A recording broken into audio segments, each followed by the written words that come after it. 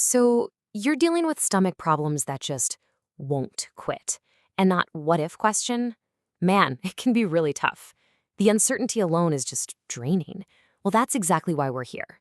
This is going to be your step-by-step guide through the whole thing, from figuring out those first signs of what could be inflammatory bowel disease, all the way to creating a solid long-term health plan. Yeah, this is the big one, isn't it? The question that might even keep you up at night.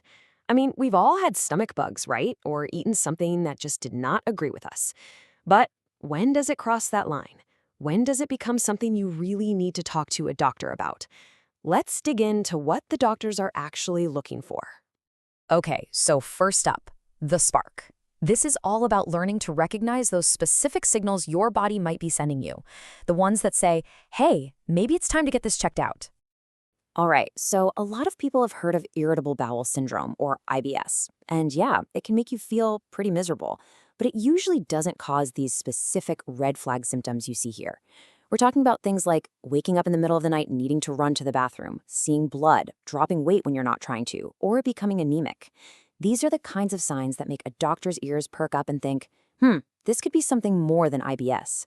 It's what points them towards investigating for IBD. Next, we're on to the investigation. So once those red flags are raised, what happens next? Well, the good news is, it's not just a guessing game. It's actually a pretty clear, logical process, and it's all designed to get you some real answers. So first things first, it all kicks off with just talking to your doctor, sharing your story. But from there, we move into getting some hard evidence.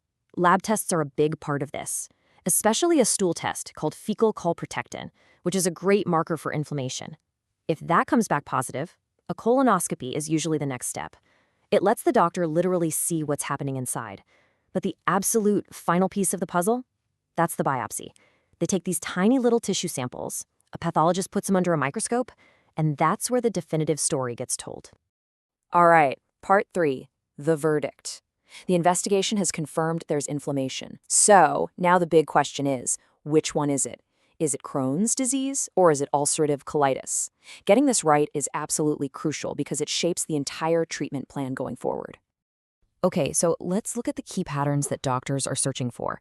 The symptoms can definitely overlap, which can be confusing, but the location and the pattern of that inflammation, those are the biggest clues. Think of ulcerative colitis, or UC, as this continuous stretch of inflammation. It almost always starts in the rectum and just moves up the colon in one solid piece. Crohn's, though, it's a whole different beast. It can be patchy. Doctors even call them skip lesions, and it can pop up literally anywhere in the digestive tract, all the way from your mouth down to the other end. I know, this quote looks like a bunch of medical jargon, right? But just think of the pathologist as a detective looking at clues under a microscope. When they say the injury is diffuse and uniform and that things march together, it's like they're at a crime scene saying, look, all the evidence here is consistent and points in exactly one direction. That continuous, unbroken pattern, that's the classic fingerprint of ulcerative colitis. And here are some of those key phrases you might actually see on your own pathology report. So if you see words like diffuse or limited to mucosa, which basically just means it's on the surface layer, that's pointing towards UC. On the flip side, if the report mentions patchy inflammation or these things called granulomas, or especially the word transmural, that's a huge clue. Transmural means the inflammation goes deeper through the wall of the intestine, and that's a hallmark of Crohn's disease. Okay, moving on to part 4, the roadmap. So you have a diagnosis. Now what? The next step is to map out the very specific details of your disease so you can get a truly personalized treatment plan. This is something called the Montreal classification, but you can just think of it as your IBD blueprint. It's not just a label, it's a super useful tool. For ulcerative colitis, it's all about E for extent and S for severity. Basically, where is it and how bad is it right now? For Crohn's, it's a little more detailed. A for your age at diagnosis, L for its location, and B for its behavior. Is it just causing inflammation, or is it starting to cause narrowing or other complications? This blueprint is seriously vital for figuring out the best possible treatment for you. And finally, part 5, looking ahead. You've got your diagnosis, you've got a plan, so what's next? Well, long-term health means follow-up colonoscopies. But here's the thing that's so important to understand. They happen for 2 very different reasons. Let's break that down. Okay, so the first kind of follow-up scope is all about checking on your treatment. Let's say you start a new major therapy, like a biologic. Your doctor will probably want to do another scope about 6 months later, and the goal here is super simple. They just want to see with their own eyes that the medicine is doing its job and that the inside of your intestine is healing up. It's a concept they call mucosal healing, and it's a huge milestone. Yes, exactly.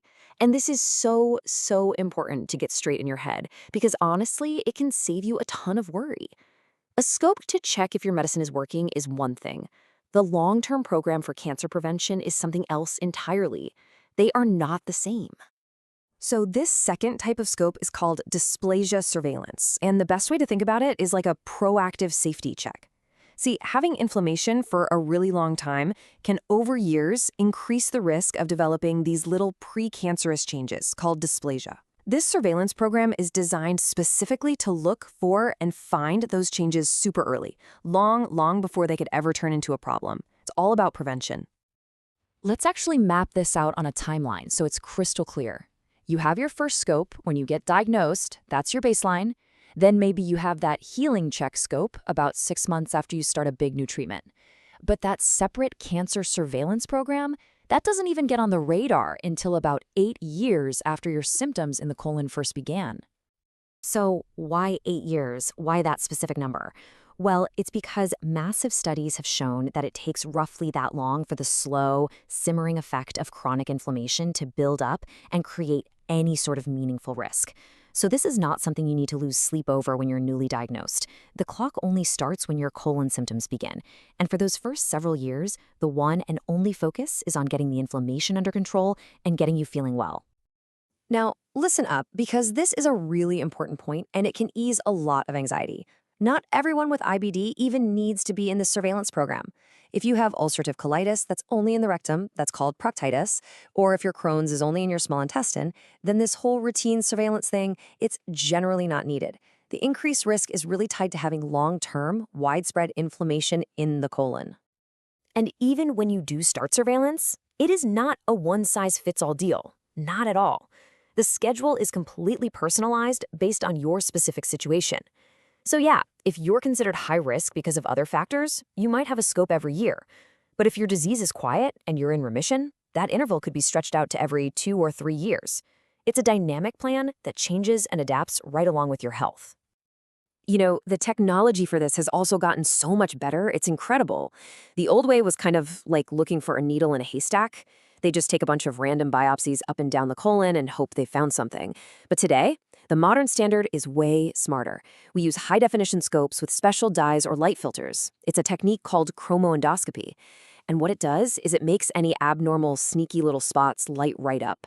So instead of random samples, the doctor can take very precise, targeted biopsies of only the areas that look suspicious. It's just a much more effective and, frankly, better way to do it. So after all of this, understanding the symptoms, the diagnosis, the long-term plan, what's the big takeaway? You know, it really comes down to this: becoming an active, informed partner in your own health journey. When you understand this whole roadmap, you're empowered to ask the right questions.